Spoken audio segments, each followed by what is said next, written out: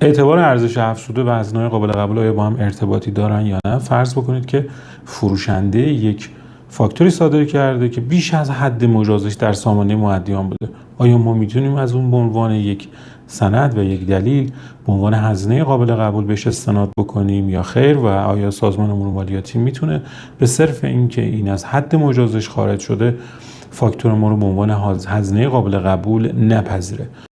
بر اساس ماده 6 قانون پایانه‌ای فروشگاهی، قانونگذار آمده گفته فروشنده باید فاکتوری رو صادر بکنه که حد مجازش رد نشه و برای این یعنی در واقع صادر کننده فاکتوری که حد مجازش رو رد کرده یک ضمانت اجرا در نظر گرفته و گفته در غیر این صورت، یعنی اگر بیش از حد مجازش رد بکنه، اون فاکتور الکترونیکی معتبر هست اما اعتبار مالیاتی بهش تعلق نمیگیره.